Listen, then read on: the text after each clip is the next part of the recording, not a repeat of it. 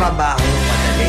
Wala kang karapatang maliitin yung trabaho ng iba. Yung iba sasabihin, gwardiya lang naman yan, rider lang naman yan, construction worker lang naman yan, gasoline boy lang naman yan, fast food crew worker lang naman yan.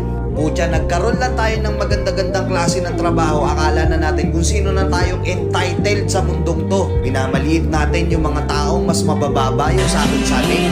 Pagkakaalam ko kasi, wala kang karapatang maliitin o matahin yung trabaho ng iba hanggat nagtatrabaho sila ng marangal.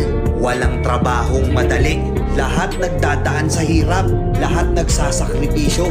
Kaya kung iniisip mong porket maganda-ganda yung trabaho mo't malaki-laki yung sinasahod mo, mamaliitin mo na yung mga trabaho ng mga taong nagtatrabaho na mas maliit yung sahod sa'yo. Mag-isip-isip ka. Baka bawiin sa'yo yan. Baka biglang bumaliktad yung mundo at sila naman yung kumakas. Kahit anong trabaho mo, magpakumbaba ka pa rin. Bilog ang mundo, hindi palagi nasa taas ka. Kaya hanggat maaari sa lahat ng